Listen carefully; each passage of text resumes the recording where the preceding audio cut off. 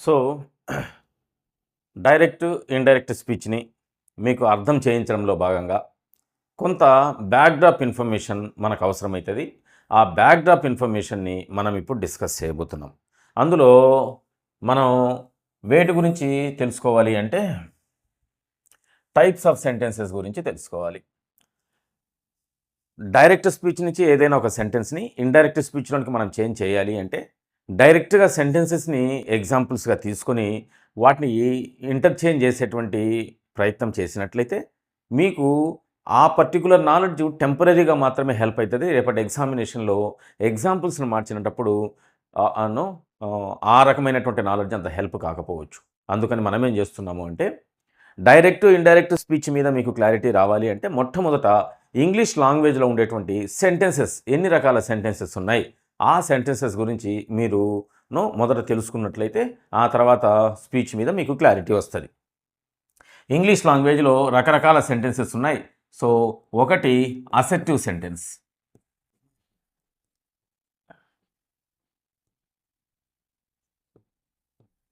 So, రెండవది interrogative sentence.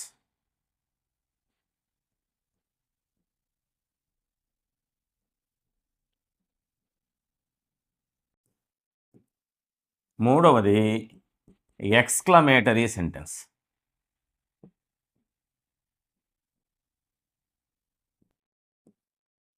నాలుగవది imperative sentence.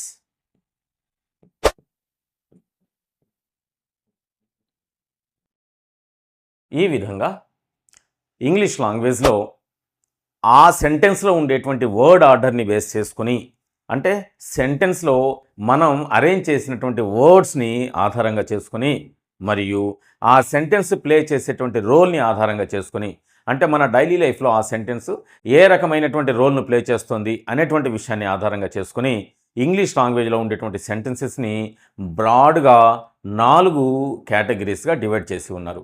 ఒకటి అసర్టివ్ సెంటెన్స్, రెండవది ఇంటరాగేటివ్ సెంటెన్స్, మూడవది ఎక్స్‌క్లమేటరీ సెంటెన్స్, నాలుగవది ఇంపరేటివ్ సెంటెన్స్. ఆప్టేటివ్ సెంటెన్స్ అనేటువంటివి ప్రస్తుతం పాపులేట్ అవుతూ ఉన్నాయి. అయితే మనకు స్టాండర్డైజ్డ్ టైప్స్ ఆఫ్ సెంటెన్సెస్‌లో భాగంగా ఈ 4ని మాత్రమే డిస్కస్ చేస్తాం. సందర్భం వచ్చిన సందర్భంలో నేను what is an optative sentence, how the word order will be in particular that sentence అనేటువంటిది నేను మళ్ళీ మీకు ఎక్స్ప్లెయిన్ చేసేటువంటి ప్రయత్నం చేస్తాను. Okay, no problem. సో, ఈ 4 రకాల సెంటెన్సెస్ మీద మీకు క్లారిటీ ఉన్నట్లయితే రేపు ఈ నాలెడ్జ్ స్పీచ్ను క్వశ్చన్ నెంబర్ 20లో భాగంగా స్పీచ్ ఏదైతే ఉందో ఆ స్పీచ్ని సాల్వ్ చేయడానికి ఉపయోగపడుతుంది.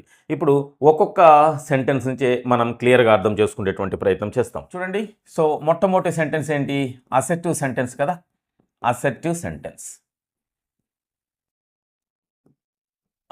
సో దీని మీద మీకు అవగాహన ఉండాలి. అసర్టివ్ సెంటెన్స్ అంటే ఏంటి, అసర్టివ్ సెంటెన్స్లో వర్డ్ ఆర్డర్ ఎలా ఉంటుంది, అసర్టివ్ సెంటెన్స్ దేనికి ఉపయోగించాలి, ఎప్పుడు ఉపయోగించాలి అనేటువంటి విషయాలు మీకు తెలిసి ఉండాలి.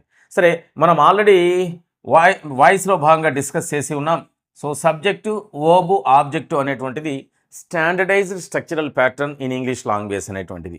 అంటే సెంటెన్సు సబ్జెక్టుతో ప్రారంభించబడి సో వర్బ్ను కలిగి ఉండి చివర ఆబ్జెక్ట్ను కలిగి ఉండేది ఒక స్టాండర్డైజ్డ్ ప్యాటర్న్ అని అనుకున్నాం. ఇటువంటి స్ట్రక్చర్స్ చాలా ఉంటాయి. అయితే మనం మోడల్గా బేసిక్ స్ట్రక్చర్ అయినటువంటి దీనిని డిస్కస్ చేసేటువంటి ప్రయత్నం చేస్తున్నాం. చూడండి, సబ్జెక్టు, వర్బ్, ఆబ్జెక్టు కలిగినటువంటి ఈ వర్డ్ ఆర్డర్ చివర ఫుల్ స్టాప్ను కలిగి ఉన్నట్లయితే ఏదైనా ఒక సెంటెన్స్లో సబ్జెక్టు, వర్బ్, ఆబ్జెక్టు ఉండి చివర ఫుల్ స్టాప్ ఉన్నట్టయితే punctuation mark is very very important. So ఇక్కడ ఫుల్ స్టాప్ ఉండాలి, ఫుల్ స్టాప్ ఉండాలి. ఫుల్ స్టాప్తో ఎండ్ అయినటువంటి సెంటెన్సెస్ని సాధారణంగా మనం అసర్టివ్ సెంటెన్సెస్ అని అంటాం అన్నమాట. అయితే ఇంగ్లీష్లో ఉండేటువంటి ఒక లాజికల్ థింగ్ ఏంటి అంటే ఏదైనా ఒక పర్టికులర్ గ్రామటికల్ కాన్సెప్ట్కి ఒక పేరునిచ్చినారు, ఒక టైటిల్ని ఇచ్చినారు అంటే తప్పనిసరిగా ఆ టైటిలే మనకు మ్యాక్సిమం మీనింగ్ని సర్వ్ చేస్తుంది.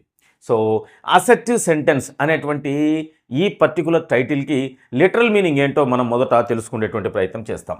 సో అసర్టివ్ అంటే ఇట్ సప్లైస్ అసర్షన్. సో ఈ సెంటెన్స్ ద్వారా స్పీకర్ లేదా రైటర్ తను చెప్పాలనుకున్నటువంటి విషయాన్ని ఓరల్ ఫామ్లో కానీ రిటర్న్ ఫామ్లో కానీ బల్లగుద్దినట్లు ఇన్కంప్లీట్నెస్ లేకుండా కంప్లీట్గా తన ఒపీనియన్ని బయటికి చెప్తాడు. ఆ బయటికి చెప్పడాన్ని ఏమంటామంటే అసర్షన్ అని అంటాం. Assertion is a particular activity where the speaker submits whatever he has with no confusion. ఎటువంటి కన్ఫ్యూజన్ లేకుండా, ఎటువంటి ఇన్కంప్లీట్నెస్ లేకుండా తనలో ఉండేటువంటి అభిప్రాయాన్ని స్పీకర్ తన లిజనర్కి సబ్మిట్ చేస్తే దానిని ఏమంటామంటే అసర్షన్ అని అంటాం. సెంటెన్స్ అంటే మీకు ఐడియా ఉంది కదా, సెంటెన్స్ అంటే గ్రూప్ ఆఫ్ వర్డ్స్. సెంటెన్స్ అంటే group of words. Okay, group of words సహాయంతో స్పీకర్ తను చెప్పాలనుకున్నటువంటి విషయాన్ని అసర్ట్ చేయగలిగితే, అంటే అసర్షన్ లాగా సబ్మిట్ చేస్తే, అప్పుడు ఆ సబ్మిట్ చేయడానికి ఉపయోగించినటువంటి ఆ వర్డ్ ఆర్డర్ని ఏమంటాము అంటే అసర్టివ్ సెంటెన్స్ అని అంటాం. ఇక్కడ చెప్పాలనుకున్నటువంటి అభిప్రాయం కంప్లీట్గా చెప్పేసినాడు అనేటువంటి ఉద్దేశంతో చివర ఏ పంక్చువేషన్ మార్క్ని యూస్ చేస్తారు అంటే ఫుల్ స్టాప్ని యూస్ చేస్తారు. ఓకే, ఇది అసర్టివ్ సెంటెన్స్. సో ఇప్పుడు నేను ఒక ఎగ్జాంపుల్ రాస్తున్నా. So she is my student. So ఆమె నా స్టూడెంటు. నువ్వు చెప్పాలనుకున్నది కంప్లీట్గా చెప్పేసిన. షీ ఈజ్ వరకు చెప్పి ఆపి, లేదా షీ ఈజ్ మై వరకు చెప్పి ఆపి, లేదా షీ వరకు మాత్రమే చెప్పి ఆపి నేను కొంత గ్యాప్ తీసుకున్నట్లయితే అప్పుడు అటువంటి సబ్మిషన్ అసర్షన్ అనేటువంటి కేటగిరీలోనికి రాదు. ఓవరాల్గా చెప్పాలనుకున్నటువంటి విషయాన్ని పూర్తిగా చెప్పేసినట్లయితే అప్పుడు దాన్ని ఏమంటామంటే అసర్షన్ అని అంటాం. అంటే మొదట ఏముంటుంది అసర్షన్లో అంటే సబ్జెక్ట్ ఉంటుంది, ఇది పక్క. అసర్టివ్ సెంటెన్స్లో మొదట ఏముంటుంది సబ్జెక్ట్ ఉంటుంది, ఆ తర్వాత ఏముంటుంది వర్బ్ ఉంటుంది. So this word order is very very important. మరి సబ్జెక్టు వర్బ్ తర్వాత ఉండేటువంటి ఆ పదము ఒక సబ్జెక్టు కాంప్లిమెంట్ కావచ్చు, సబ్జెక్టు కాంప్లిమెంట్ కావచ్చు, లేదా షీ వర్క్స్ హార్డ్ అనేటువంటి మరొక సెంటెన్స్ తీసుకుంటున్నా, ఫుల్ స్టాప్తో ఎండ్ చేస్తున్నా. సో ఇది కూడా అసర్టివ్ సెంటెన్స్కి ఎగ్జాంపులే. సో ఇది సబ్జెక్ట్ అవుతుంది, సో ఇది వర్బ్ అవుతుంది, సో ఇది ఆబ్జెక్ట్ అవుతుంది. అంటే ఏదైనా ఒక వర్డ్ ఆర్డర్లో మొదట సబ్జెక్టు ఉండి ఆ తర్వాత వర్బ్ ఉంటే, సబ్జెక్టు మొదట ఉండి వర్బ్ తర్వాత ఉన్నింది అంటే ఆ పర్టికులర్ వర్డ్ ఆర్డర్ ఫుల్ స్టాప్తో ఎండ్ అయ్యింది అంటే అప్పుడు దానిని ఏమంటామంటే అసర్టివ్ సెంటెన్స్ అని అంటాం. ఈ అసర్టివ్ సెంటెన్స్ ద్వారా స్పీకర్ తను చెప్పాలనుకున్నటువంటి విషయాన్ని అసర్ట్ చేస్తాడు అనేటువంటి ఉద్దేశంతో దీనికి ఆ పేరు వచ్చింది.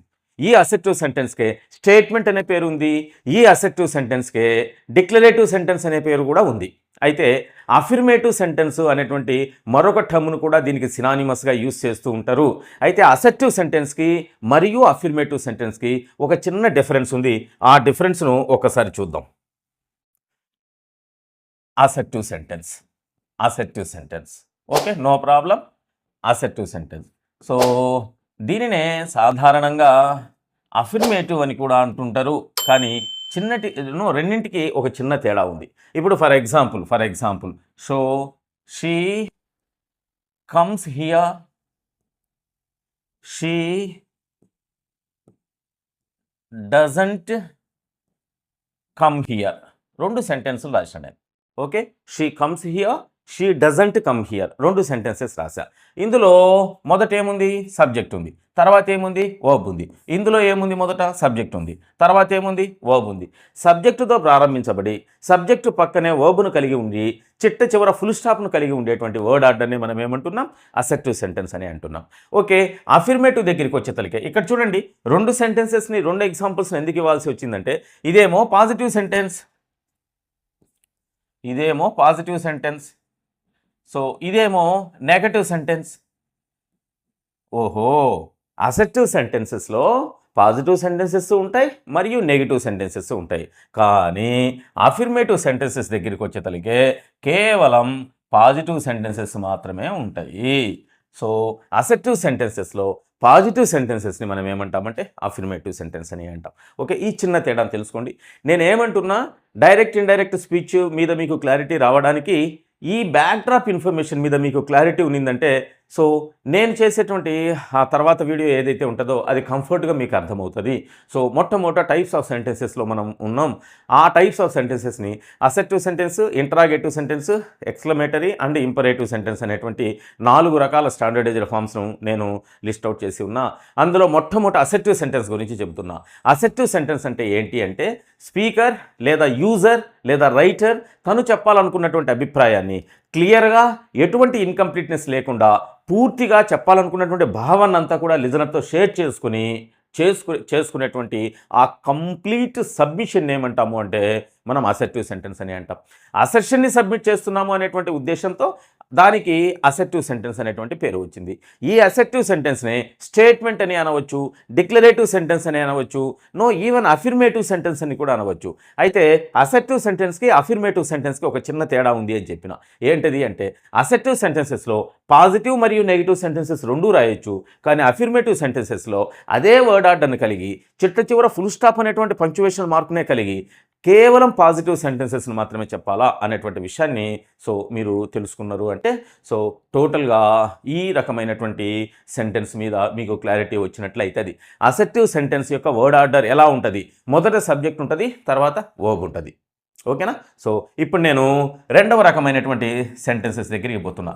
ఏంటది అంటే interrogative sentence.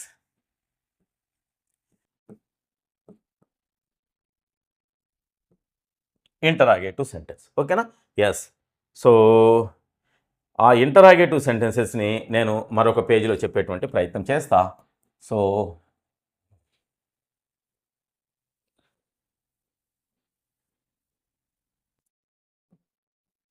Interrogative sentences. Okay.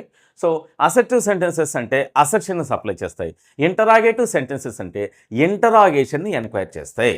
Interrogation అనేటువంటి పదం మనం విన్నాం కదా. ఎవరైనా తప్పు చేసినటువంటి వ్యక్తిని పోలీసు వాళ్ళు తీసుకెళ్ళినప్పుడు అతన్ని కూర్చోబెట్టి ఇంటరాగేట్ చేస్తున్నారు అనేటువంటి విషయాన్ని అంటుంటారు కదా. ఇంటరాగేట్ చేయడము అంటే ఎదుటి వ్యక్తిలో ఉండేటువంటి సమాచారాన్ని ఎన్క్వైర్ చేయడము, లేదా ఎదుటి వ్యక్తిలో ఉండేటువంటి సమాచారాన్ని సేకరించడానికి మనం ఉపయోగించేటువంటి లింగ్విస్టిక్ టూల్స్ని ఏమంటాము అంటే ఇంటరాగేటివ్ సెంటెన్సెస్ అని అంటాం. ఇంటరాగేటివ్ సెంటెన్సెస్ అసెర్టివ్ సెంటెన్సెస్ చివర ఏ గుర్తుతో ఎండ్ అయి ఉంటాయి అంటే ఫుల్ స్టాప్తో ఎండ్ అయి ఉంటాయి అనేటువంటి విషయాన్ని డిస్కస్ చేసినాం. ఇంటరాగేటివ్ సెంటెన్సెస్ ఏ గుర్తుతో ఎండ్ అవుతాయి అంటే క్వశ్చన్ మార్క్తో ఎండ్ అవుతాయి అనేటువంటి విషయాన్ని గుర్తుంచుకోవాలి. పర్టికులర్గా ఏదైనా ఒక సెంటెన్స్లో ఉండేటువంటి వర్డ్ ఆర్డర్ మరియు ఆ సెంటెన్స్లో చివర ఉండేటువంటి పంక్చువేషన్ మార్కు ఆ సెంటెన్స్ యొక్క నేచర్ని డిసైడ్ చేస్తుంది అనేటువంటి విషయాన్ని మీరు జాగ్రత్తగా గమనించాలి. ఓకే. అసెర్టివ్ సెంటెన్స్లో word order subject plus verb, మొదట సబ్జెక్టు తర్వాత వర్బు. ఇంటరాగేటివ్ సెంటెన్స్లోకి వర్డ్ ఆర్డర్ ఎలా ఉంటుందో డిస్కస్ చేయబోయే ముందు అసెర్టివ్ సెంటెన్స్ ఫుల్ స్టాప్తో ఎండ్ అయింది, మరి ఇంటరాగేటివ్ సెంటెన్స్ దేంతో ఎండ్ అవుతుంది అంటే క్వశ్చన్ మార్క్తో ఎండ్ అవుతుంది. ఓకే. ఈ ఇంటరాగేటివ్ సెంటెన్సెస్ రెండు రకాలుగా మనం ఉపయోగించేటువంటి విధానాన్ని బట్టి రెండు రకాలుగా డివైడ్ చేస్తాం. మొదటి రకమైనటువంటి ఇంటరాగేటివ్ సెంటెన్స్ వేటితో ప్రారంభించబడి ఉంటుంది అంటే WH వర్డ్స్ లేదా క్వశ్చన్ వర్డ్స్ అని ఉంటాయి. ఆ క్వశ్చన్ వర్డ్స్తో మనం మొదటి రకమైనటువంటి ఇంటరాగేటివ్ సెంటెన్సెస్ని మనం యూజ్ చేసేటువంటి ప్రయత్నం చేస్తాం. Interrogative sentence is the sentence which is useful to interrogate something from our counter part అనేటువంటి విషయాన్ని గుర్తుంచుకోండి. Interrogative sentence is useful to get something get details of something from others అనేటువంటి విషయాన్ని గుర్తుంచుకోండి. మరి ఈ ఇంటరాగేటివ్ సెంటెన్స్ని మనం రెండు రకాలుగా యూజ్ చేస్తాం, రెండు రకాల వర్డ్ ఆర్డర్తో యూజ్ చేస్తాం. మొట్టమొదటి వర్డ్ ఆర్డర్ ఏంటి అంటే ఇంటరాగేటివ్ సెంటెన్సెస్ బిగినింగ్లో WH వర్డ్స్ లేదా క్వశ్చన్ వర్డ్స్ను కలిగి ఉంటాయి. ఇక రెండవ రకమైనటువంటి ఇంటరాగేటివ్ సెంటెన్సెస్ని మనం ఎస్ ఆర్ నో క్వశ్చన్స్ అని అంటాం. ఎస్ ఆర్ నో క్వశ్చన్స్ అని అంటాం. ఓకేనా? Right. Interrogative sentences in English language can be classified into two categories. In the first category, the interrogative sentence starts with the question word or WH word. In the second category, they may give answer yes or no. That's why that particular category of sentences, interrogative sentences, is known as yes or no questions. ఇంకొంచెం clarity, ఇంకొంచెం డీటెయిల్డ్గా చెప్పిన తర్వాత మీకు అసలు ఎందుకు దానికి ఆ పేరు పెట్టినాము అనేటువంటిది క్లారిటీ వస్తుంది. WH వర్డ్స్ లేదా క్వశ్చన్ వర్డ్స్ ఏమేమి ఉన్నాయి అంటే what, when, where, which, who, why. Okay, so ఇవన్నీ దేనితో స్టార్ట్ అయి ఉన్నాయి? WHతో స్టార్ట్ అయి ఉన్నాయి. అందుకనే వీటిని ఏమంటున్నాం? WH వర్డ్స్ అని అంటున్నాం. ఓకే, సో వీటితో పాటుగా మనకు HOW, హౌ, వీటిని అన్నింటినీ కలిపి ఈ 7 వర్డ్స్ని మనం ఏమంటాము అంటే క్వశ్చన్ వర్డ్స్ లేదా WH వర్డ్స్ అని అంటాం. ప్రశ్నించడానికి ఉపయోగపడుతున్నాయి కాబట్టి క్వశ్చన్ వర్డ్స్ అని, WHతో ప్రారంభించబడినాయి కాబట్టి వీటిని WH వర్డ్స్. WH వర్డ్ అనేటువంటిది నేటివ్ స్పీకర్కి తెలియదు, అంటే బ్రిటిష్ వాడికి తెలియదు. ఇది నాన్ నేటివ్ స్పీకింగ్ కంట్రీ అయినటువంటి ఇండియా, చైనా లాంటి సో ఇంగ్లీషు ఒక సెకండ్ లాంగ్వేజ్గా నేర్చుకోవాలా అనేటువంటి కంట్రీస్లో పుట్టినటువంటి పదం ఇది WH వర్డ్స్. Okay okay, no problem. So వీటి సహాయంతో ప్రారంభించబడినటువంటి ఇంటరాగేటివ్ సెంటెన్సెస్ ఒక రకం. ఇక రెండవది ఏంటి అంటే ఎస్ ఆర్ నో ఆన్సర్ను తీసుకురావడానికి ఉపయోగించేటువంటి ఇంటరాగేటివ్ సెంటెన్సెస్. అంటే ఏదైనా ఒక ఇంటరాగేటివ్ సెంటెన్స్ని మనం క్వశ్చన్ చేసినప్పుడు వచ్చేటువంటి ఆన్సర్ ఎస్ కానీ నో కానీ వస్తుంది అనమాట.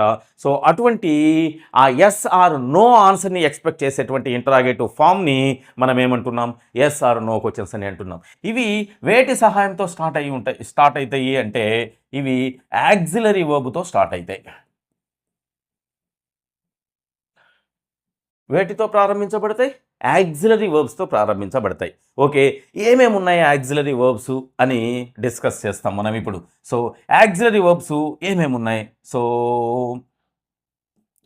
Be forms, do forms,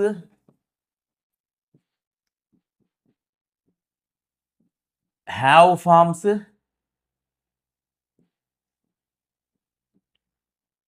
modal verbs. So వీటిని మనం ఏమంటాము అంటే యాక్సిలరీ వర్బ్స్ అని అంటాం. వీటిని నాన్ నేటివ్ స్పీకింగ్ కంట్రీకి చెందినటువంటి ఇండియన్స్ ఏం పేరు పెట్టుకున్నారు అంటే హెల్పింగ్ వర్బ్స్ అనేటువంటి పేరు పెట్టుకున్నారు. ఓకే, యాక్సిలరీ వర్బ్స్కే మరి ఒక పేరు హెల్పింగ్ వర్బ్స్. సో మనలాంటి కంట్రీస్లో హెల్పింగ్ వర్బ్స్ అనేటువంటిది ఎక్కువగా పాపులేట్ అయి ఉంటుంది. కానీ నేటివ్ స్పీకర్ యొక్క ఉద్దేశంతో ఈ వర్బ్స్కి ఏమని పేరు పెట్టారంటే యాక్సిలరీ వర్బ్స్. సరే, బీ ఫార్మ్స్ ఏంటేంటి? Am, is, are, was, were. వీటిని అన్నింటినీ మనం ఏమంటామంటే బీ ఫార్మ్స్ అని అంటాం. డూ ఫార్మ్స్ ఏంటి? Do, does, did. వీటిని మనం డూ ఫార్మ్స్ అని అంటాం. హ్యావ్ ఫార్మ్స్ ఏంటేంటి? Has, have, had. వీటిని ఏమంటాము అంటే హ్యావ్ ఫార్మ్స్ అని అంటాం. ఇక మోడల్ వర్బ్స్ ఏమేమి ఉన్నాయి అంటే ప్రధానంగా ప్రశ్నించడానికి ఉపయోగపడే విల్, వుడ్,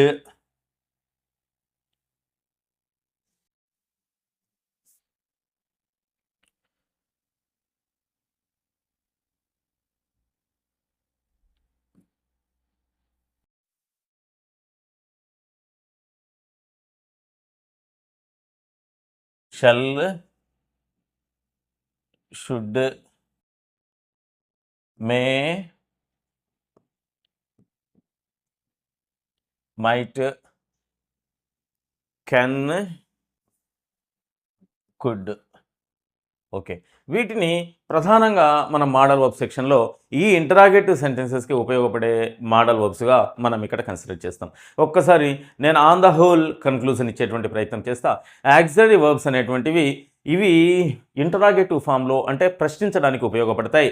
ఈ యాక్సిలరీ వర్బ్స్ను ఉపయోగించి మనం ప్రశ్నించినప్పుడు వచ్చేటువంటి సమాధానం ఎస్ కానీ నో కానీ వస్తుంది అనేటువంటి ఉద్దేశంతో ఈ యాక్సిలరీ వర్బ్స్ సహాయంతో ప్రశ్నించేటువంటి ఇంటరాగేటివ్ ఫార్మ్స్ని ఏమంటున్నాము అంటే ఎస్ ఆర్ నో క్వశ్చన్స్ అని అంటున్నాం. ఈ ఎస్ ఆర్ నో క్వశ్చన్స్ వేటితో ప్రారంభించబడతాయి? యాక్సిలరీ వర్బ్స్తో. సో ఈ auxiliary verbs be forms, do forms, have forms and modal verbs అనేటువంటి 4 కేటగిరీస్గా మనం డివైడ్ చేస్తున్నాం. సో బీ ఫార్మ్స్లో am, is, are, was, were. Do ఫార్మ్స్లో డూ, డస్, డిడ్. హ్యావ్ ఫార్మ్స్లో has, have, had. And modal వర్బ్స్లో will, would, shall, should, can, could, may, might అనేటువంటివి ప్రశ్నించడానికి ఉపయోగపడతాయి అనేటువంటి కేటగిరీలో మనం ఇక్కడ లిస్ట్ అవుట్ చేసి ఉన్నాం. ఇక్కడ యాము, ఈజు, ఆరు అనేటువంటి బీ ఫార్మ్స్ ప్రజెంట్ టెన్స్లో, వాజు, వర్రు అనేటువంటి బీ ఫార్మ్స్ పాస్ట్ టెన్స్లో, డూ, డస్ అనేటువంటి డూ ఫార్మ్స్ ప్రజెంట్ టెన్స్లో, డిడ్ అనేటువంటి యాక్సిలరీ వర్బు మనం పాస్ట్ టెన్స్లో, హ్యాజు, హ్యావ్ అనేటువంటి హ్యావ్ ఫార్మ్స్ ప్రజెంట్ టెన్స్లో, హ్యాడ్ అనేటువంటిది పాస్ట్ టెన్స్లో మనం ఉపయోగిస్తాం. ప్రజెంట్ ఎబిలిటీని చెప్పడానికి కెన్ను, మే, విల్లు, షెల్ను ఉపయోగిస్తాం. సో పాస్ట్ ఎబిలిటీని చెప్పడానికి మనం వుడ్ కానీ, షుడ్ కానీ, కుడ్ కానీ, మైట్ కానీ ఉపయోగిస్తాం. ఇది బేసిక్ ప్రిన్సిపల్. అయితే మోడల్ వర్బ్స్ అనేటువంటివి మన యొక్క మూడ్ని రిప్రజెంట్ చేస్తాయి కాబట్టి వాటికి ఆ పేరు వచ్చింది. మనకు మన లిజనర్తో ఉన్నటువంటి ఇంటిమసీని రిప్రజెంట్ చేయడానికి ఉపయోగించబడేటువంటి వర్బ్స్ కాబట్టి వాటికి modal verbs, MODAL spelling, okay, model verbs అనేటువంటి పేరు వచ్చింది. అందుకని కేవలం ప్రజెంటబిలిటీ, పాస్టబిలిటీ అనేటువంటి ఎక్స్ప్లెనేషన్తో అవి సాటిస్ఫై కావు. ఇంకా చాలా చాలా విషయాలు ఉన్నాయి. మోడల్ వర్బ్స్ అనేటువంటి ఒక పర్టికులర్ కేటగిరీని నేను మళ్ళీ మీతో షేర్ చేసుకునేటప్పుడు సో ఆ విషయం మీద క్లారిటీ ఇస్తా. ఈ 2 రకాలుగా ఇంటరాగేటివ్ సెంటెన్సెస్ ప్రారంభించబడతాయి. ఒకటి WH వర్డ్స్తో, రెండవది B forms, do forms, have forms, modal verbs అంటే SR no questions, SR no ఆన్సర్ని తీసుకురావడానికి ఉపయోగించేటువంటి ఆక్సిలరీ వర్బ్స్తో ప్రారంభించేటువంటి ప్రశ్నలు అనేటువంటి ఒక చిన్న ఇన్ఫర్మేషన్ మీరు తెలుసుకోండి. ఒక్కసారి దీని యొక్క వర్డ్ ఆర్డర్ ఎలా ఉంటుంది? సో దీని యొక్క వర్డ్ ఆర్డర్ ఎలా ఉంటుంది? So interrogative sentence,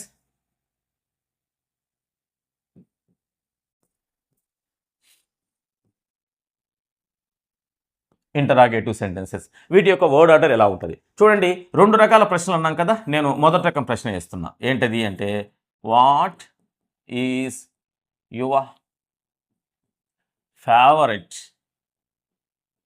subject? So ఇది ఒక ప్రశ్న, what is your favourite subject. So ఇక రెండవ ప్రశ్న వేస్తున్నా, can you speak English?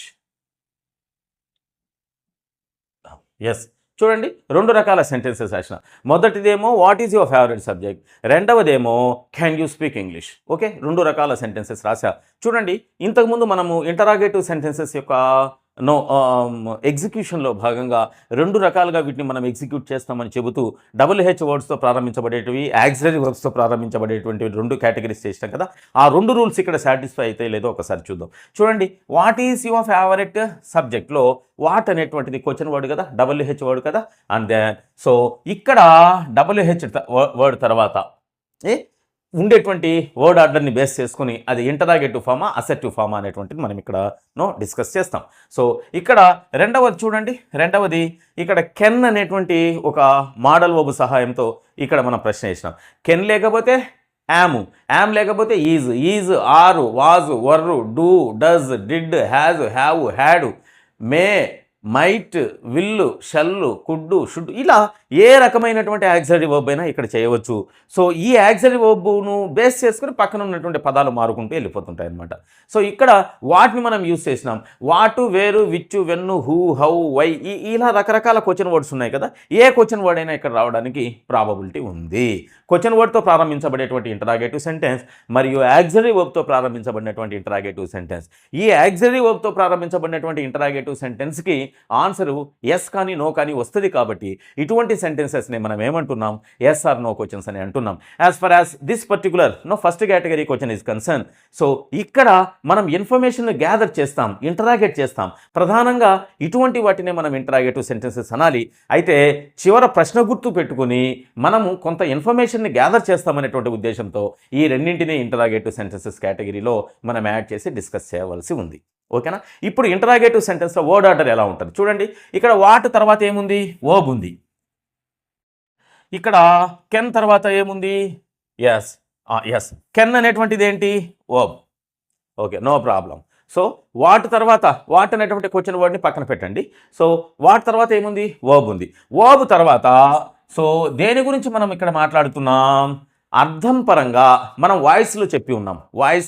Voice స్టఫ్లో భాగంగా సబ్జెక్టు, వర్బ్, ఆబ్జెక్టును ఎలా ఐడెంటిఫై చేయాలి, అసలు సబ్జెక్ట్ అంటే ఏంటి అనేది అక్కడ డిస్కస్ చేసి ఉన్నాం కదా. సబ్జెక్ట్ అంటే ఏంటి, ఏదైనా ఒక సెంటెన్స్లో అర్థం పరంగా ప్రధానమైనటువంటి పాత్రను పోషించేటువంటి దానిని ఏమంటున్నాం, సబ్జెక్ట్ అని అంటున్నాం. So what is your favourite subject, ఈ ప్రశ్నలో ప్రధానంగా అర్థాన్ని కలిగి ఉన్నటువంటిది లేదా ప్రధానమైన అర్థాన్ని కలిగి ఉన్నటువంటిది ఏంటి అంటే యువర్ ఫేవరెట్ సబ్జెక్ట్. సో ఈ యువర్ ఫేవరెట్ సబ్జెక్ట్ని ఏమంటున్నామంటే సబ్జెక్ట్ అని అంటున్నాం.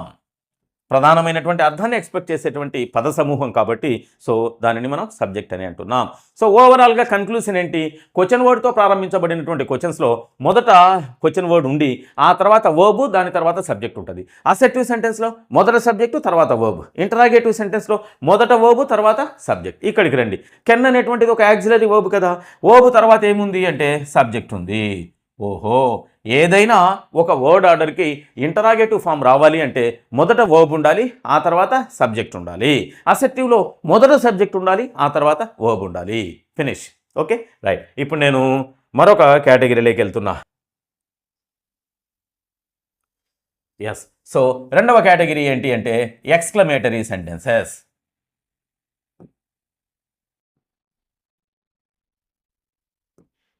Exclamatory sentences. ఓకేనా? సో ఎక్స్క్లమేషన్ని సో ఈ ఎక్స్క్లమేషన్ అని అంటే సడన్గా వచ్చేటువంటి ఏదైనా ఒక ఫీలింగ్ని, ఆ ఫీలింగ్ భయం కావచ్చు, ఆ ఫీలింగ్ ఆనందం కావచ్చు, ఆ ఫీలింగ్ ఆశ్చర్యం కావచ్చు, ఆ ఫీలింగ్ నమ్మలేనటువంటి ఏదైనా ఒక విషయాన్ని వినడం కావచ్చు.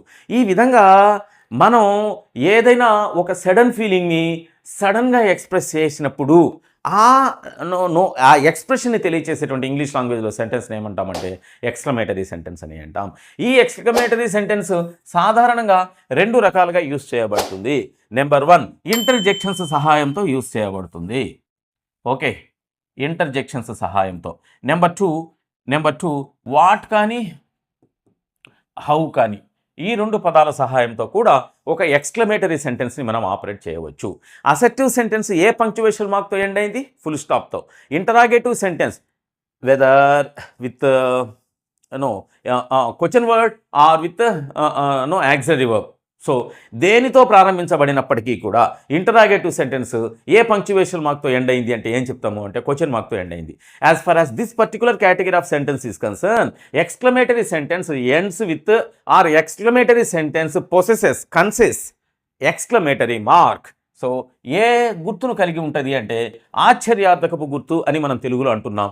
అయితే ఆ గుర్తు కేవలం ఆశ్చర్యాన్ని ప్రకటించడానికి మాత్రమే కాదు, ఒక స్పీకర్లో ఒక యూజర్లో సడన్గా వచ్చేటువంటి ఏ ఎక్స్ప్రెషన్ అయినా ఆశ్చర్యార్థకం ఒకటే కాదు, కేవలం ఆశ్చర్యార్థకం కాకుండా వేరే ఫీలింగ్స్ని కూడా రిప్రజెంట్ చేసేటువంటి దానినే సో రిప్రజెంట్ చేయడానికి ఉపయోగించినప్పుడు మనం యూజ్ చేసేటువంటి పంక్చువేషన్ మార్క్ని ఏమంటాము అంటే ఎక్స్క్లమేటరీ మార్క్ అని అంటాం. No problem. Exclamatory sentences in English language can be used in 2 various categories. So 2 different categories, namely with the support of interjections and with the support of what and how. Interjections ఇప్పుడు for example Bravo, you did it. So okay, ఒక చిన్న expression రాసిన Bravo you did it. Okay, ఇక్కడ Bravo అనేటువంటిది ఎదుటి వ్యక్తి చేసినటువంటి ఏదైనా ఒక డిఫికల్ట్ టాస్క్ని లేదా అడ్వెంచరస్ లేదా అన్బిలీవబుల్ టాస్క్ చెప్పినప్పుడు మనం ఈ రకమైనటువంటి ఇంటర్జెక్షన్ని యూస్ చేస్తాం. పార్ట్స్ ఆఫ్ స్పీచ్లో noun, pronoun, adjective, verb, adverb, preposition, conjunction తర్వాత ఇంటర్జెక్షన్ అనేటువంటి ఒక పార్ట్ ఆఫ్ స్పీచ్ వస్తుంది. సో ఆ ఇంటర్జెక్షన్ యూస్ చేసి ఇక్కడ బ్రేవో రావచ్చు, హుర్రే రావచ్చు, హాయ్ రావచ్చు, హలో రావచ్చు. సో అర్థం మనం లిటరల్ మీనింగ్ ఇది అర్థము అని చెప్పలేకుండా సో పర్టికులర్ కాంటెక్స్ట్లో యూస్ చేసేటువంటి ఏదో ఒక వర్డ్ని మనం ఏమంటున్నామంటే ఇంటర్జెక్షన్ అని అంటాం. ఇంగ్లీష్ అనేటువంటిది మన లాంగ్వేజ్ కాదు. ఇంగ్లీష్ లాంగ్వేజ్లో ఇంటర్జెక్షన్స్ వేటిని యూస్ చేస్తారు అనేది నేటివ్ స్పీకర్ యొక్క యూసేజ్ ఆధారంగా మనం తీసుకోవాలి. అంటే ఇంగ్లీషోడు ఏ విధంగా ఏ రకమైనటువంటి ఎక్స్ప్రెషన్స్ ఇస్తాడు, ఎక్స్ప్రెషన్కి ఏ రకమైనటువంటి పదాలను ఉపయోగిస్తాడు అనేటువంటి దాన్ని మనం తీసుకుని ఇక్కడ ఇంటర్జెక్షన్స్ లిస్ట్ని కంపోజ్ చేసుకోవాలి. తప్పితే మనం హుర్రే అనో, హాయ్ అనో, ఓహనో, ఆహనో, అలసనో ఇవి మాత్రమే స్టాండర్డైజ్డ్ ఫార్మ్స్ అని చెప్పడానికిలే. అయితే మనకి ఇక్కడ ఒక అడ్వాంటేజ్ ఏంటి అంటే whenever he expresses a sudden feeling, that means an interjection, then immediately that particular interjection follows an exclamatory mark. This is very important. So ఎప్పుడైనా మనకు తెలియని ఇంకొక పదం ఏదో ఇక్కడ యూస్ చేస్తే వెంటనే అది ఇంటర్జెక్షన్ అని మనం కనిపెట్టాలంటే ఒకటే గుర్తు ఏంటి అంటే దాని పక్కన మనకు ఎక్స్క్లమేటరీ మార్క్ వస్తుంది. ఈ విధంగా ఇంటర్జెక్షన్స్ సహాయంతో మనం యూస్ చేసేటువంటి సెంటెన్స్ ఎక్స్క్లమేటరీ సెంటెన్స్లో మొదటి రకం హౌలతో. సో ఒక ఎగ్జాంపుల్ ఇంటర్జెక్షన్స్తో ఆల్రెడీ మనం చూసి ఉన్నాం. సో వాట్ హౌలతో ఎలా ఎక్స్క్లమేటరీ సెంటెన్స్ని మనం ఆపరేట్ చేయవచ్చు అనేటువంటి విషయాన్ని డిస్కస్ చేస్తాం. చూడండి,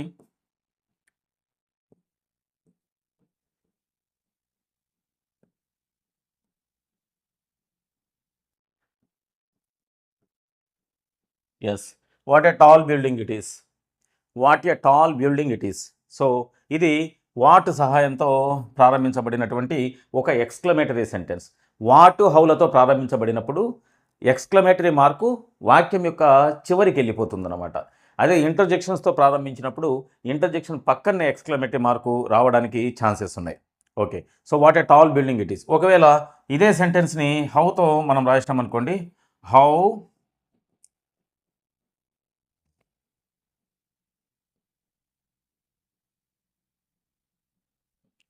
how tall the building is. So what హౌలతో మనం ఎక్స్క్లమేటరీ సెంటెన్సెస్ని ఆపరేట్ చేయవచ్చు. Okay, right. సరే, ఒక్కసారి ఎక్స్క్లమేటరీ సెంటెన్స్ అంటే ఇది మనలో ఉండేటువంటి సడన్ ఫీలింగ్ని రిప్రజెంట్ చేయడానికి ఉపయోగపడేటువంటి ఒక టైప్ ఆఫ్ సెంటెన్స్ అనేటువంటిది క్లారిటీ వచ్చింది.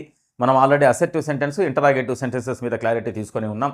అయితే ఎక్స్క్లమేటరీ సెంటెన్సెస్ రెండు రకాలుగా ప్రారంభించబడతాయి. ఒకటి ఇంటర్జెక్షన్స్తో, సో హుర్రే కానీ, అలస్ కానీ, ఊప్స్ కానీ, ఆహ్, ఓ, హాయ్, బ్రేవో లాంటి చాలా ఇంటర్జెక్షన్స్ సహాయంతో మనం ఆ పర్టికులర్ కాంటెక్స్ను ఆధారంగా చేసుకొని ఇంటర్జెక్షన్ని అక్కడ ఉపయోగించేటువంటి ప్రయత్నం చేస్తాం. ఓకే, ఇక రెండవ రకమైన ఎక్స్క్లమేటరీ సెంటెన్స్ యూసేజ్ ఇంగ్లీష్ లాంగ్వేజ్లో ఎలా ఉంటుంది అంటే వాటు మరియు హౌల సహాయంతో మనం ఈ ఎక్స్క్లమేటరీ సెంటెన్స్ని యూజ్ చేయవచ్చు. ఒకవేళ వాట్తో కానీ హౌతో కానీ ఎక్స్క్లమేటరీ సెంటెన్స్ ప్రారంభించబడినట్లయితే అప్పుడు ఎక్స్క్లమేటరీ మార్క్ ఎక్కడ ఉంటుందంటే చివర ఉంటుంది. అయితే ఇక్కడ మీకు వెంటనే వచ్చేటువంటి డౌట్ ఏంటంటే ఇదే వాట్ హౌలను క్వశ్చన్ వర్డ్స్ అంటామని, వీటి సహాయంతోనే ఇంటరాగేటివ్ సెంటెన్సెస్ కూడా ప్రారంభించబడినాయి అనేటువంటిది గతంలో మనం డిస్కస్ చేసి ఉన్నాం కదా. మరి interrogative sentences and exclamatory sentences with what and how, what is the major difference అనేటువంటిది మీకు ఇప్పుడు డౌట్ఫుల్గా ఉంటుంది. సో దాన్ని నేను ఇక్కడ ఎక్స్ప్లెయిన్ చేస్తున్నా. చూడండి, ఇంటరాగేటివ్ సెంటెన్సెస్లో వాట్తో కానీ హౌతో కానీ ఆ సెంటెన్స్ ప్రారంభించబడి ఉంటే వెంటనే వాటి పక్కనే ఒక వర్బ్ వచ్చేది, వాటి తర్వాత సబ్జెక్ట్ వచ్చేది. అయితే ఇక్కడ చూడండి, వాటు హౌలతో ఇక్కడ వాట్ ఉంది, ఇక్కడ హౌ, వాటు హౌలతోనే ప్రారంభించబడింది. అయితే దీనిలో ఇది సబ్జెక్టు, ఇది వర్బు.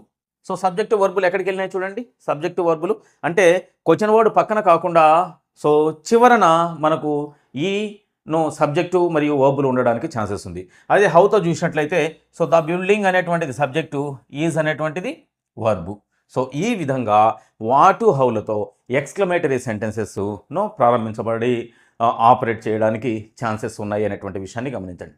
మీరు జాగ్రత్తగా గమనించాల్సినటువంటి విషయం ఏంటి అంటే with the support of what and how both interrogative sentences and even exclamatory sentences can be used in English language, but the major difference between the usage is when it is interrogative sentence, the verb can be immediately followed the question word in interrogative sentences. As far as the exclamatory sentence is concerned, though the exclamatory sentence is started with what and how, the subject and verb may not come after these what and how, and they may appear at the end of the sentence with the support of exclamatory mark అనేటువంటి విషయాన్ని మీరు ఇక్కడ గమనిస్తే సరిపోతుంది అనమాట. So ఇది exclamatory సెంటెన్స్కు సంబంధించినటువంటి విషయం. Okay, next type of sentence ఏంటది అంటే ఇంపరేటివ్ సెంటెన్స్.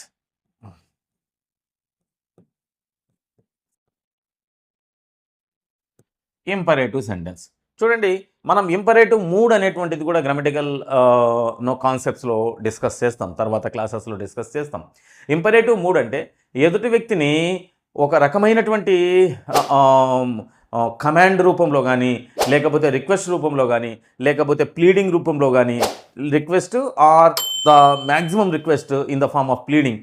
ఓకే, సో ఆజ్ఞాపించడం ద్వారా కానీ, అభ్యర్థించడం ద్వారా కానీ, సలహా ఇచ్చేటప్పుడు కానీ మనకు ఉండేటువంటి మూడ్ని ఏమంటామంటే ఇంపరేటివ్ మూడ్ అని అంటాం. ఈ ఇంపరేటివ్ మూడ్ను రిప్రజెంట్ చేసేటువంటి సెంటెన్స్ని ఏమంటామంటే ఇంపరేటివ్ సెంటెన్స్ అని అంటాం. ఈ ఇంపరేటివ్ సెంటెన్సెస్ మన ఎదురుగా ఉండేటువంటి లిజనర్తోనే మనం యూజ్ చేస్తాం. సో ఎక్కడ దూరంగా ఉండేటువంటి వాళ్ళను మనం అడ్రస్ చేయడానికి ఈ సెంటెన్సెస్ ఉపయోగపడవు. ఆ విధంగా అడ్రస్ చేయడానికి even assertive sentences and interrogative sentences, even exclamatory sentences, these three sentences may not target to submit to the listener. అంటే లిజనర్ ఎదుటి వ్యక్తితోనే అంటుంటాం, అయితే ఎదుటి వ్యక్తి కోసం మాత్రం కాదవి. సో వాటిని వేరియస్ కండిషన్స్లో యూజ్ చేయవచ్చు. As far as imperative sentences are concern, ఖచ్చితంగా మన ఎదురుగా లిజనర్ ఉంటే ఆ లిజనర్తో మాట్లాడడానికి, ఆ లిజనర్కు ఒక కమాండ్ అందించడానికి, ఆ లిజనర్ని ఆర్డర్ చేయడానికి, ఆ లిజనర్ని రిక్వెస్ట్ చేయడానికి, ఆ లిజనర్కి ఒక సజెషన్ లేదా అడ్వైస్ ఇవ్వడానికి మాత్రమే ఉపయోగిస్తామనేటువంటి విషయాన్ని గుర్తుపెట్టుకోండి. సో కాబట్టి ఇంపరేటివ్ సెంటెన్సెస్ ఎప్పుడు కూడా ఏ టెన్స్లో ఉంటాయి అంటే ప్రజెంట్ టెన్స్లోనే ఉంటాయి. It's very important. Imperative sentences only for the counter part in the conversation. So మన కాన్వర్జేషన్లో మన ఎదురుగా ఉండేటువంటి లిజనర్ను ఉద్దేశించి మాట్లాడడానికి ఉపయోగించేటువంటి సెంటెన్సెస్ని ఏమంటామంటే ఇంపరేటివ్ సెంటెన్సెస్ అని అంటాం. ఈ ఇంపరేటివ్ సెంటెన్సెస్ కళ్ళెదుట ఎదురుగా ఉండేటువంటి లిజనర్ను అడ్రస్ చేసేదానికి మాత్రమే ఉపయోగపడతాయి. కాబట్టి ఇవి ఎల్లప్పుడూ ప్రజెంట్ టెన్స్లోనే ఉండాలి. సరే, వీటి యొక్క వర్డ్ ఆర్డర్ను చూసినట్లయితే అసెర్టివ్ సెంటెన్స్ యొక్క వర్డ్ ఆర్డర్ ఏమైంది? సబ్జెక్టు మరియు వర్బ్ చివర ఫుల్ స్టాప్. ఇంటరాగేటివ్ సెంటెన్స్ యొక్క వర్డ్ ఆర్డర్ ఏమైంది? క్వశ్చన్ వర్డ్తో ప్రారంభించబడి ఉంటే వర్బ్ తర్వాత సబ్జెక్ట్, యాక్సిలరీ వర్బ్తో ప్రారంభించబడి ఉంటే ఆ యాక్సిలరీ వర్బ్ ఆ తర్వాత వెంటనే సబ్జెక్టు. అయితే ఇంటరాగేటివ్ సెంటెన్స్లో క్వశ్చన్ వర్డ్తో ప్రారంభించబడిన లేకపోతే ఆ యాక్సిలరీ వర్బ్తో ప్రారంభించబడిన చివర క్వశ్చన్ మార్క్ ఉంటుంది. ఎక్స్క్లమేటరీ సెంటెన్సెస్ ఇంటర్జెక్షన్స్తో కానీ లేకపోతే వాట్ మరియు హౌల సహాయంతో కానీ మనం ఆపరేట్ చేస్తాం. ఇంటర్జెక్షన్స్ అయితే ఇమ్మీడియట్గా ఇంటర్జెక్షన్స్ పక్కన మనకి ఎక్స్క్లమేటరీ మార్క్ వచ్చేది. అదే వాట్ హౌలతో అయితే వాక్యానికి చివర సబ్జెక్టు వర్బ్ వచ్చి ఆ తర్వాత వర్బ్ చివర మనకు ఎక్స్క్లమేటరీ మార్క్ ఉండేది. అయితే ఇంపరేటివ్ సెంటెన్స్ దగ్గరికి వచ్చేతలికే ఇంపరేటివ్ సెంటెన్స్ స్టార్ట్ కావడమే మెయిన్ వర్బ్తో స్టార్ట్ అవుతుంది. సో ఒక మెయిన్ వర్బ్ రాస్తున్నా, మెయిన్ వర్బ్తో స్టార్ట్ అవుతుంది. ఈ మెయిన్ వర్బ్ తర్వాత చాలా సందర్భాలలో ఒక ఆబ్జెక్టు కానీ లేదా ఏదైనా ఒక అడ్వర్బ్ ఆఫ్ ప్లేస్ కానీ ఉండడానికి ఛాన్స్ ఉంటుంది. ఓకే, ఎనీహౌ సో మెయిన్ వర్బ్తో ప్రారంభించబడి ఆ తర్వాత ఒక పదాన్ని కలిగి ఉంటే ఆ పదం ఆబ్జెక్ట్ అయినా అయి ఉండవచ్చు, లేకపోతే ఏదైనా ఒక అడ్వర్బియల్ రిప్రజెంటేషన్ అయినా అయి ఉండవచ్చు. ఈ విధమైనటువంటి వర్డ్ ఆర్డర్ ఏంటి? Word order verb plus object లేకపోతే ఎనీ సార్ట్ ఆఫ్ అడ్వర్బ్ లాంటిది రావచ్చు. అంటే ఏం మిస్ అవుతుంది దీంట్లో? అసెర్టివ్ సెంటెన్స్తో కంపేర్ చేసినట్లయితే అసెర్టివ్ సెంటెన్స్కు చివరి ఏముంటుంది? ఫుల్ స్టాప్ ఉంటుంది. మరియు ఇంపరేటివ్ సెంటెన్స్కి కూడా చివరి ఏముంటుంది అంటే ఫుల్ స్టాపే ఉంటుంది. అయితే అసెర్టివ్ సెంటెన్స్ మొదట సబ్జెక్టు తర్వాత వర్బ్ తర్వాత ఆబ్జెక్ట్ను కలిగి ఉంటాయి. మొదట సబ్జెక్టు తర్వాత వర్బ్ ఆ తర్వాత ఏ పదమైనా ఉండవచ్చు. కానీ ఇంపరేటివ్ సెంటెన్స్ సబ్జెక్టును మిస్ అయ్యి మెయిన్ వర్బ్తో లేదా వర్బ్తోనే ప్రారంభించబడుతుంది. It's very important. సో వర్బ్తో ప్రారంభించబడేటువంటి ఒక పెక్యూలియర్ టైప్ ఆఫ్ సెంటెన్స్ ఏమంటున్నామంటే ఇంపరేటివ్ సెంటెన్స్ అంటున్నాం. ఇందులో ఏం మిస్ అయ్యి ఉంటుంది అంటే సబ్జెక్టు మిస్ అయ్యి ఉంటుంది. సబ్జెక్టు కనపడదు. వర్బ్ తర్వాత రకరకాల పదాలు ఉండడానికి ఛాన్స్ ఉంటుంది.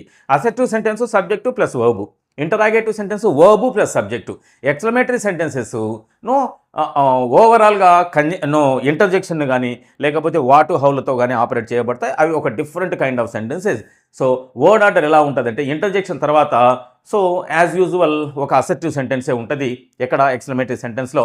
అందుకనే ఇంటర్జెక్షన్ తర్వాత ఉండేటువంటి సెంటెన్స్ చివర మనం ఎక్స్క్లమేటరీ సెంటెన్స్లో ఏ పంక్చువేషన్ మార్క్ను యూస్ చేస్తామంటే ఫుల్ స్టాప్ను పెడతాం. వాటు హౌలతో యూస్ చేసినప్పుడు సో వర్డ్ ఆర్డర్ అనేటువంటిది మనం ఇంతకుముందు డిస్కస్ చేసి ఉన్నాం.